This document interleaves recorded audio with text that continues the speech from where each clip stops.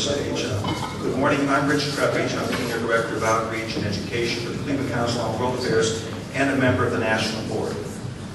As a former school superintendent who continues to be very passionate and interested and concerned about education for our students, I'm very encouraged by things that the World Affairs Council has done, and that is the fact that they have recognized education as the #1 security issue, and that they've taken action, developed a call to action that will allow us to encourage us to utilize our resources in working with our communities, the state, and the federal government in trying to be players in this solution to this big challenge.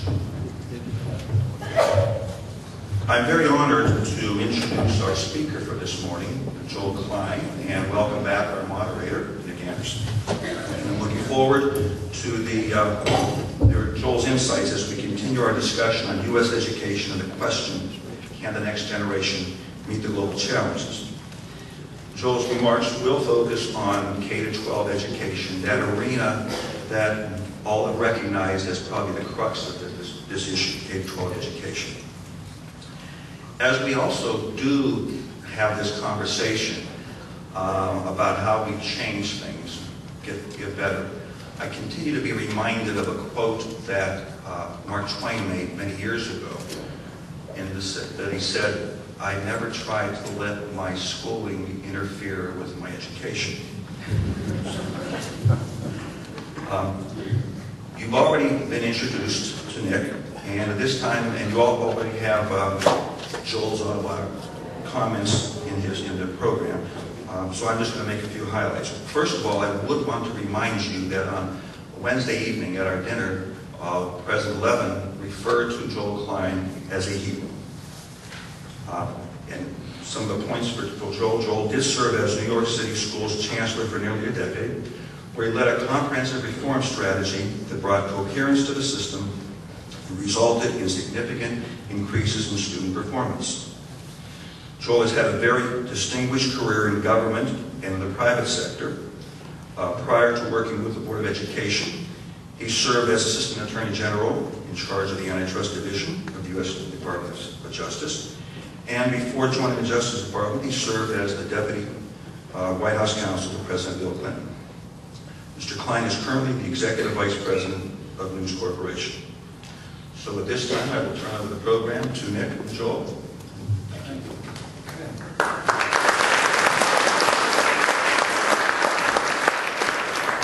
Apologies to those of you who didn't get to ask your questions last time. I'll get to you faster this time. Joel, I wonder, you headed a school system that had more than 1 million students.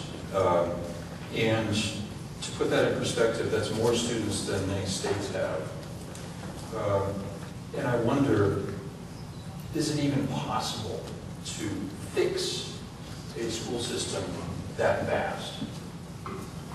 Well, first of all, let me thank you for the opportunity to be here and thank the World Affairs Council. I think prioritizing education as the national security issue is really a critical decision, and I do think it is the #1 challenge we face as a nation.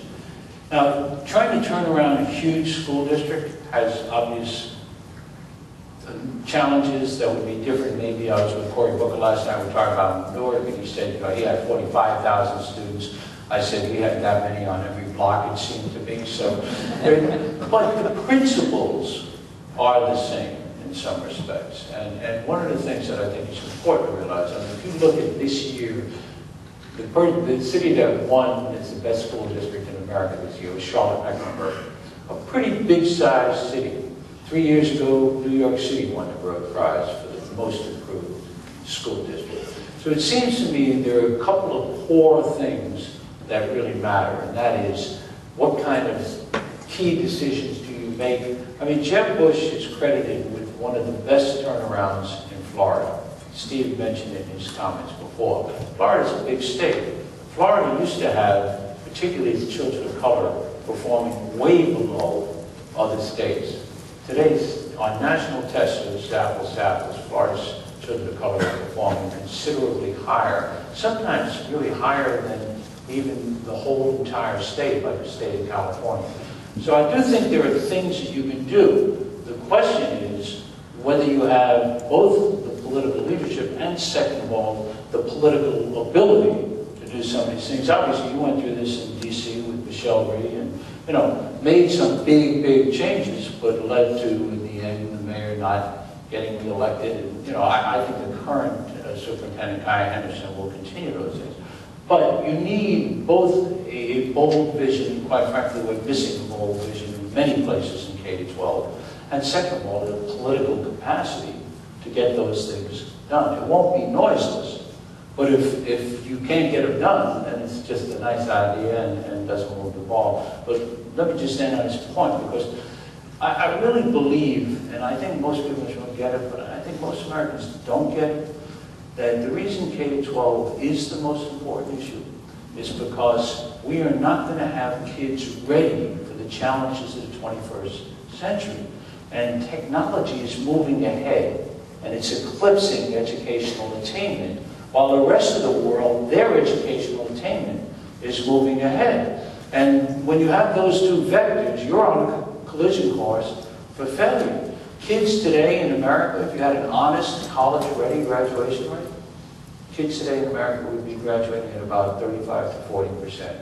Ask the College Board, ask ACT.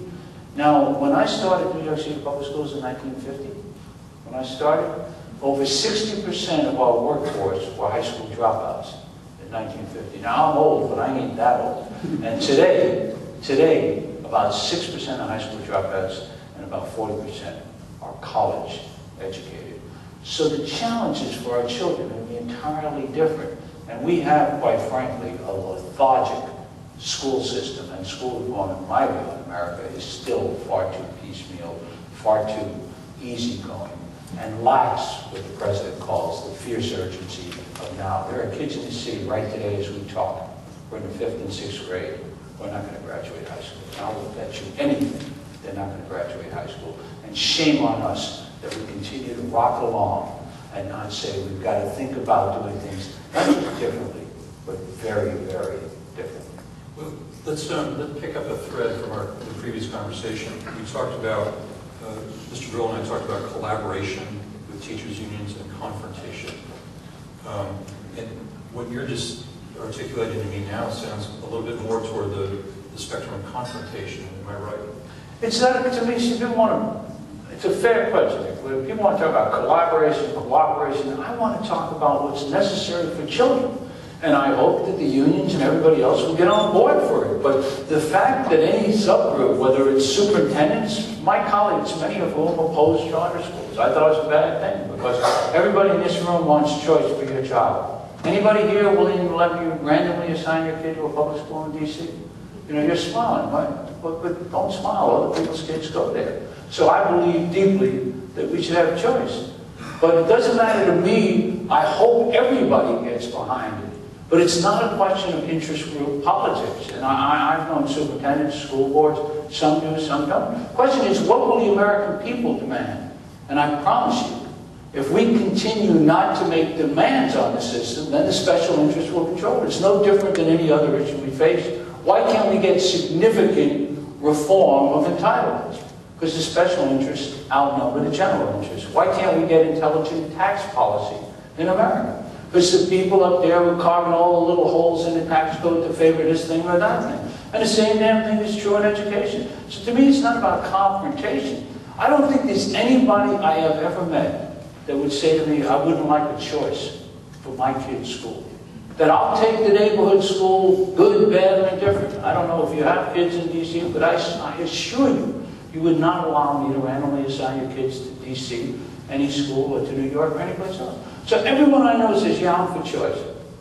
And then what I see is school district after school district fighting against giving families choice. When the affluent and the most successful people like Steve Brill had that choice for their kids. So it's not a question of confrontation. It's really, to me, a question of we as a citizenry have got to make sure that the powerful and special interests don't control the discussion. Because that's what's going on. Isn't choice kind of a double-edged sword? Because as people choose, they're going to naturally flow toward the schools with the best test scores. And it kind of creates a polarity in school systems of haves and have-nots among schools. I don't think so. I mean, I don't know what people are motivated by. I was Chancellor of New York City for 10 years. And people were motivated by a lot of different things. Some people wanted rigorous art programs for the kids. But I am sure you want a choice for your children. Again, I don't know. To me, maybe I'm missing something. But I insisted on choice for my children. Right? I didn't just say, well, here's a neighborhood school and I'll send her there, and if it's no good, maybe because she's a bright kid, she'll pull up the school. Nobody sacrifices your kid. No, you're laughing. But that's what we say to poor people and children of color throughout the country. And that's just wrong. And so when people say to me, choice is a double-edged sword, I say what Warren Buffett said. Warren Buffett and I did a panel on it. I said, fine, you think choice is a double-edged sword? Send your kid randomly to DC schools. Send them randomly to New York City schools.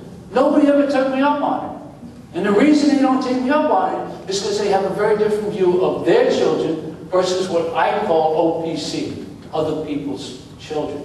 Well, unless and until OPC, other people's children, have the same opportunities that your children have, then we're denying equality of education in this country. And I don't believe we're going to change that, quite frankly, with some bolt of lightning from central headquarters. I think you change that by changing the fundamentals of what I think are a broken school delivery system. And there's nobody I know that doesn't think that the kids with the greatest needs are getting the shortest end of the stick in America. The kids with the best chances, my kids, Steve Grill's kids, your kids, are going to the best schools, oftentimes to private schools like the schools they have here in DC. Oftentimes to the best public schools because they live in the right zip codes. And those kids, many of whom come from very complex families and very challenged backgrounds, and parents who are working 2 and 3 jobs and don't have time to take them to museums and can't send them to their violin lessons in the afternoon. Those kids get whatever the system serves them. They're told it's one and done, and that's wrong. Who on this side wants to ask a question? Because I didn't get to this side last time. Please. Now, you didn't save all the hard questions for me. This is not fair.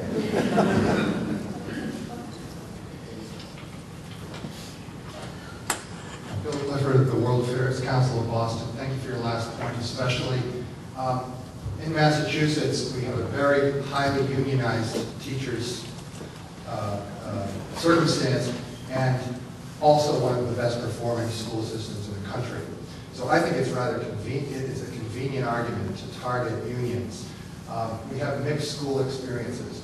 We pioneered a lot of charter schools in the Boston area. We've pioneered mentoring programs like Citizen Schools, which is scaled nationally across the country. What you said about zip codes, I think, goes to the fact that we are missing addressing the poverty issue, nutrition, medical care for pregnant women. How does this fit into education? Because that's why the poor kids don't get the chances that the rich kids do. We agree in part, but I don't think we agree completely. In other words, I have no doubt that poverty, nutrition, family stability, that good health care, prenatal care, all those things matter. And let me be unequivocally clear that I support those things and think we need to do a better job. By the same token, even if you look at Boston and Massachusetts, one of the reasons Massachusetts is doing as well as it does is because a guy that a lot of people opposed did something really bold there, a guy named John Silver. And he said when he was president of Boston University, he set the highest standards of any state in America, and coupled with his willingness to say we actually demand that our kids learn stuff, that they know knowledge, that they understand history, and that science matters. And if you look at the Massachusetts standards, that's all in there. And then you get a guy like Tom Paysan, because there was mayoral control in Boston, and Mayor Menino brought in a man like Tom, who was there for 10 years. Most school boards change chancellors or superintendents every 2-3 years. And then finally, if you look at the research that Tom Kane and others did, and you look at apples to apples, comparing charter schools in Boston to non-charter schools, the exact same kids who applied to both, and you can tell what their start scores were and so forth, you'll see the charters outperforming them.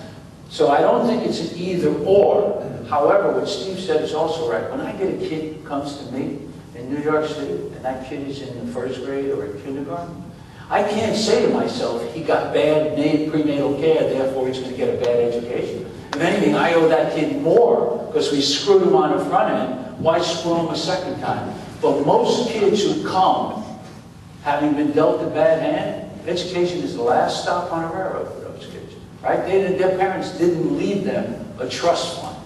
And while all the inequities of poverty persist in our country, and I, as much as anybody, want them ameliorated and ultimately eliminated, I think the best cure for poverty, and to some degree I'm passionate about this because of my own life, I grew up in public housing, the best cure for poverty is a world-class education. And I thank God every day that my teachers in Historia didn't say, well, this kid grew up in poverty in a family where nobody went to college, in a family that didn't read a lot, and somehow we should expect less from him than kids who grew up on the right side of the track. And if it weren't for my teachers, I wouldn't be here today. And I think most teachers would agree with what you just said.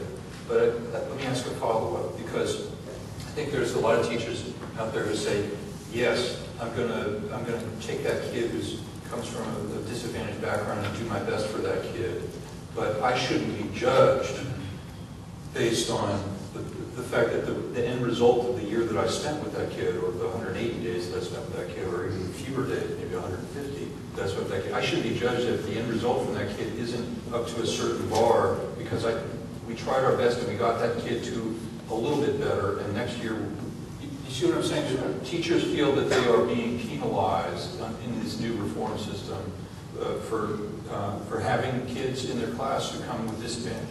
No, I don't. I agree with you completely. Indeed, with the accountability system I designed in New York, the kids who were the furthest down when they started, children with special needs, children who were English language learners, kids who came in with the lowest performance, if you move them forward, you can't cross this bridge in an hour or a year.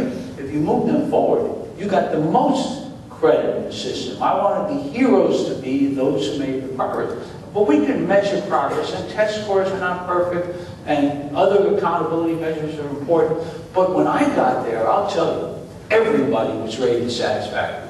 99% of the teachers were rated satisfactory performance, and the high school graduation rate when I got there was 40% in a city that didn't have rigorous high school graduation performance. So we need accountable people. And you said something important, 150 or 180 days. Listen, what are we doing with a 180-day education system? You know how many days they spend in Korea educating kids? 230 days. You know how much family, you know what the most important discretionary income that the family spends in Korea? They had to put a law on it to stop people spending more, despite 230 days. The most important discretionary expenditure in Korea is for education, right?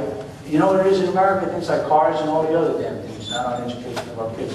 So you want to know why Korea eats our lunch in the international test? I mean, 180 days, I don't know, my kids, 9 to 3. Theory was 180 days because they had to till the fields after that, and then 3 o'clock, 9 o'clock, so they could work in the morning and work in the afternoon. I don't know, in New York City, we don't have a lot of kids who go out there in the mornings and work the fields and pick the cotton and the hay and all that. It's nuts. No, why are we doing this? Why are we constraining ourselves out? Second point to make about the teachers. Look, the teachers are the heroes, but there's 2 key points we have got to understand. Teaching is not a profession in America. It's not a profession. It is a trade union, and that will not work. Teachers want to be professionalized. Teachers should be treated with enormous respect. People want to compare America to Finland. Take a hard look at Finland, which outperforms everybody. In Finland, it is harder to become a teacher than virtually any other profession. The ed schools turn down 9 kids for every one they do. The rigor of their curriculum is dazzling. Compare what they go through to what a teacher in America. I know, I've taught at ed schools. Compare the differences, compare the requirements. And I'll give you the last statistic, which people want to have to get their head around. In Finland, the people who end up teaching in the schools are from the top 10% of their college graduates. In the U.S., the people who end up teaching in our schools, by and large, are from the bottom 30 or bottom 40% of our college graduates. So we undervalue the teaching profession enormously and treat it as a trade union rather than as the most important profession in our society. And I don't think we'll change this until teaching becomes the most valued profession, because that's all.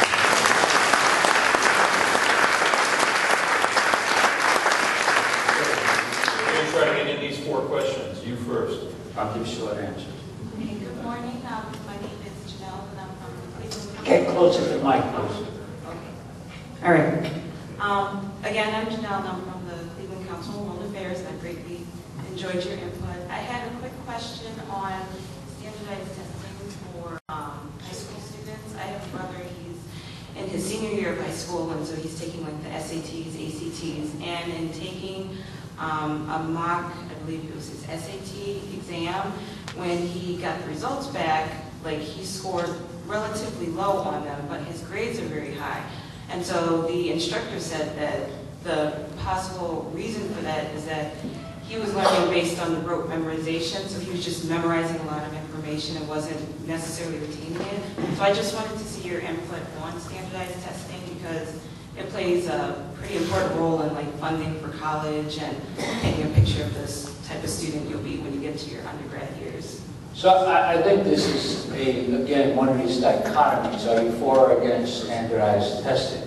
That I think doesn't make sense. I am for testing or assessing a student's knowledge and her skills. And I think both of them are very important.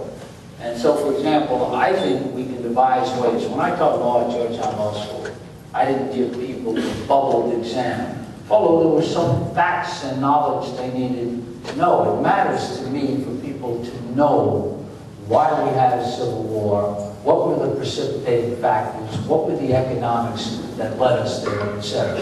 It matters to me when I ask a kid who read the Gettysburg Address, and I say, why did Lincoln start with 407 years ago? It matters to me that the child looks at me and says, what's 407 years after he studied the Gettysburg Address? By the same token, I want the kid, once he learns what 407 years ago, to explain to me why it is that Lincoln invoked the Declaration and not the Constitution at the time when our fathers brought forth a new nation. And that's what thinking is about. And so we need to understand that the acquisition of knowledge and the capacity to think about that knowledge both have to be assessed, both have to be taught, and most importantly, both have to be learned. But it is not a false dichotomy. If all you teach a kid is cram his head, learn the facts, and spit it out, you fail. But on the other hand, if you don't teach kids history and science and what Bernoulli's principle is, and algebra and how to figure out if 2x equals 8, what is x equal, then we're never going to develop our own thinking. So to me, this has become this totally dichotomized and, in my view, impoverished as a result discussion. Sir. Mark Milo, California Central Coast. Do you see, well, let's say, all of the students in a class presumably receive the same education, but they all learn differently, so they all get different results. Do you see room for experimental methods such as the Kahn Institute to actually take over in some of our schools? Absolutely. Not only see room, but I see a necessity. Indeed, the work I'm now doing. Let's explain what the Khan Academy is. The Khan Academy, if you haven't seen it, just go on the website. It's www.khan,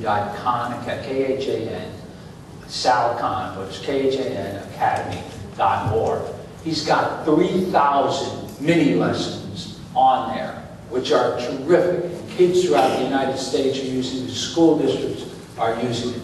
But one of the things I'm now doing in the private sector is trying to develop programs that differentiate, customize. Again, think of what we ask a teacher to do. It's nuts. She gets 30 kids in a class. Some of whom are far ahead, some of whom are in the middle, and some of whom are struggling. And we say to her, somehow conduct this orchestra and make it work for all those 30 kids. Differentiate instruction.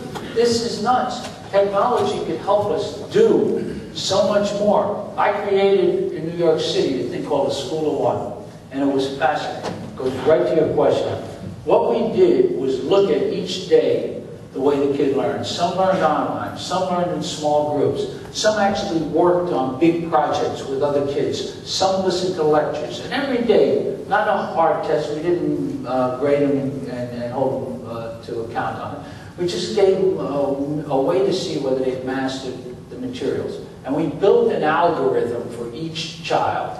And what we found was different kids learn in different ways. So one day I went in there in the middle of an 8th grade. This was not a classroom. We had 200 kids at different workstations. And every day they'd show up. It'd be like Danforth. They'd say, for Nick, yesterday he went to the Statue of Liberty. Tomorrow he's going to the Empire State Building, because what our algorithm was telling us, he learned different ways.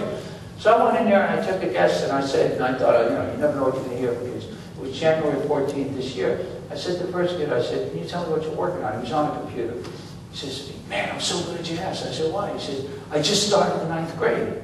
I said, what do you mean? I said, I thought it was the 8th grade. He said, yeah, I finished, I finished the 8th grade, So I said, what happened to you last year when you finished the 7th grade? He said, well, last year when I finished the 7th grade, he said, they didn't let me move forward, so I got in a little bit of trouble. So like at this point, I thought, people think I'm making this up. I brought the kid from Central Casting. I don't want to ask a second. I asked the second kid. He furiously typed him away on his computer. I said, can you tell me what you're doing? He said, yeah, I'm texting my tutor. I said, you're texting your tutor? Where's your tutor? He said, my tutor's in Mumbai. I said, is your tutor in Mumbai teaching you more math than you learned with your teacher last year? This kid said to me, flat out, he said, are you kidding me, Chancellor? He said, my tutor in Mumbai is focused totally on me. My teacher got around to me once every 3 weeks. He said, this thing is entirely different. Now, I'm not saying for everybody a tutor in Mumbai works. I'm not saying an online course is going to work. A Florida virtual school may work with some kids. But we can customize. I mean, think about the rest of the world. Man, you get this iPad. I'm sitting here with this thing. Everything I get is customized. It's sticky. And if I'm not interested in one of these things, I move on to something else. We can do this. What the gentleman asked is so critical. And why are we holding some kids back and hope everybody regresses toward the mean? Why don't we make this customized, dynamic, use the Southcon? When you go online and see Southcon stuff, I mean, everybody I know, they take it at home, they take it on vacations. It's dazzling good. It's all for free out there. We have got to create a dynamism. Look, Steve Jobs, one of the real geniuses of our time, made, I think, the most fundamental point about education is because we have monopoly provider, government-run systems, it lacks the dynamism and innovation that we see in the rest of our economy. And we need to breathe that into our system. Let's think about this. Every one of you went to schools in which you had one teacher, 25, 30, when I went to school, 35 kids in the class. And basically she was up there in the beginning, chalk and talk, and that was the whole thing. The world's gone through a revolution. We still have a basically industrial age classroom delivery system. And there's so many things we could do more intelligently. A teacher has to prepare every day, and it takes a lot of time, a good lesson plan. We could digitally provide that lesson plan, and she could then differentiate it off.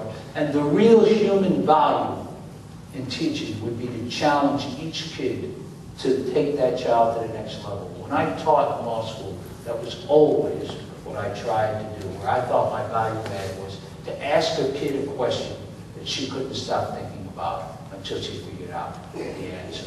And that's where I see raising this whole game. There's so many routine things that we could do otherwise in K-12. Thank you. I'm Ed Amador from the World Affairs Council in Washington, D.C.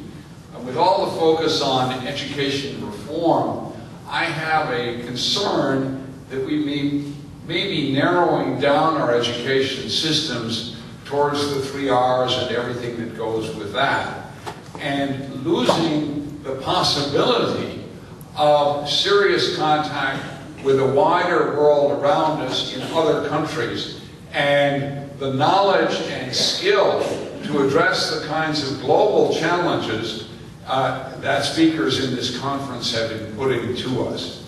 What do you think the World Affairs Councils can do to make sure that we do have a true international perspective, global views, brought in front of our students day in and day out? Thank you. So I totally agree with you, and I thank you for the question. In fact, right now I'm co-chairing a committee for the Council on Foreign Relations with Secretary Rice, Condoleezza Rice, to address just these kinds of issues. And again, I don't think it's dichotomized. And what I mean by that is we have got to prepare our kids for a 21st century global world in which things will look very differently. And foreign language we need to think about differently. Global history we need to think about differently. Current events we need to think about differently. By the same token, I had some kids in New York City in high school who could not read. And if they can't read, they're not going to get it. So the 3 R's matter, but we can't focus only on the 3 R's. We've got to differentiate among our kids. I had kids in New York City in kindergarten who could read at a 4th grade level. And I had other kids who read really at a pre-kindergarten level. And somehow we ought to be able to figure out how to differentiate both rather than try to feed them all the same food. I mean, people can move at different levels, grow at different levels, prepare at different levels, and be educated at different levels. And we should be able to accomplish that. But we can't just say to a kid who can't read, well, you ought to be understanding what's going on in Pakistan right now because you can't read. On the other hand, if a kid is a fluent reader, we shouldn't say, read it over again, maybe it'll be better the next time around. I mean, we can do these things. I might add about the question about the international perspective. I mean, so many of our schools, I know this is true in the Washington area, and I'm sure it's true in New York, so many of our schools are international, global schools just by virtue of the students they have in them, and that it might be interesting to see how schools can take advantage of that resource in their own building. But it goes, let me just follow me. It goes to this thing like we are cookie cutter in education. You know, you asked me about customization. Last year, I was at a tennis match with a friend of mine who runs IBM. And I said to him, you know, it's nice to be at the tennis matches with you, but, you know, and you're a good friend and all of this, but you're doing nothing for my schools at IBM. I said, so, you know, talk about the height of ingratitude. It was a crummy match. So what did I do? I have this idea. Now, but this goes to my whole point. Now, I have this idea. I said, here's what I think we should do. I want to talk to the head of the city university. Take one of his community colleges. Create a 9 to 14, right? 4 years high school, 2 years of college. Integrated offering. I said, and I want IBM, in addition to the degree I do, to give them a certification in technical engineering. So I want you to write that, design that, and impose it on the system. And then I want us to develop a curriculum aligned with it. And I have one request for you. Any kid who graduates and passes your certification gets a job at IBM. So this guy must have found the matches boring, and I just said, okay, we'll do it. So we go ahead, and now we open this school in New York, 9 to 14 school, right? So people say, well, you know, why do you need one of those? Why can't you have international schools? Why can't you have schools that focus on the music and the arts? Why can't you? That's all what we try to do. Why not create a robust set of opportunities? Now, this school, it's 9 to 14. The kids in New York get it. They want to go there because they think it's pretty cool. And we put it in a high-poverty community. We didn't, you know, make it one of these schools that was in the middle of that. And as a result of that, we're not just driving a different view of education, but we are driving innovation. And it may in the end not work as well as we like. But I'll be damned, the current system isn't working remotely as well as we like. Sir? I'd like to know how we can get our government aid to schools to where it works. At the moment, the gentleman was commenting on the emphasis on 3 things. And I've talked to teachers and they say they have to specialize in that and ignore much of the other education because the government testing has to be done just right. And our government spending has created so many regulations that a few years ago we had 25% of our educators were in administration, and compared to today, when you've got almost the same number of administrators as you have teachers. And so our money is going to administration and is not going to education. How can we get our government's money so that it isn't put to work with regulations instead of education, which I think is what's happening right now? The same way you get the government to work on anything else is that citizens of goodwill have to insist that the government spend its money prudently and wisely and hold people accountable. So if the government gives you money to run a school system and has no accountability, and accountabilities could be accountabilities however you want to define them, saying they have to have robust art and music programs. But I mean robust art and music programs. I don't mean just art and music, because I found in New York, just like when it came to math and science, There were some great things going on. When it came to art and music, there were some great things going on and some crummy things going on. And what bothers me about education, people said every kid should have a music class. And my answer always was every kid should have a good music class, not just a music class. And if we only measure what we spend on rather than the results we get, then we're going to continue to plug inputs and not plug outputs. And that was a big policy issue for me. And citizens should demand that. The government shouldn't spend money and get no return for it. In the real world, you can't stay in business if you do that. In government, you can. And that's one of the reasons we get in the traps we get. Ken First from the World Affairs Council of Western Massachusetts. A year or so ago, we heard Jeffrey Canada speak, and I was curious to know if you could relate his work in Harlem to your overall work in the New York City system and the success, what seemed like successes as I listened to him, if you would agree that he's made an important contribution, or perhaps not. I was interested in your view. It's a perfect question, I think, to wrap this up on. Because Jeffrey Canada is, for me, an American hero, and a man I have learned so much from and deeply, deeply admire. And his system was just brilliant, right? He started with a thing called baby college.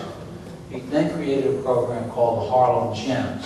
And what he did is he blocked off about 50 or 60 square blocks in Harlem and focused on every woman who was pregnant, signed her up, got her into baby college, moved the kid through this really very early preschool program, and then finally, when I became Chancellor, came to me and said, what's killing me, Chancellor, is my kids get through the preschool program way ahead of the game, and then when they get to the elementary schools in Harlem, it doesn't work. So I said to him, okay, Jeff, why don't you start a couple of your own schools? And together, he and I opened up a couple of things called Promise Academy, which have been studied by this Harvard economist, Roland Fryer, and getting very, very good results. But this goes to the whole question of prenatal and everything that everybody asked me.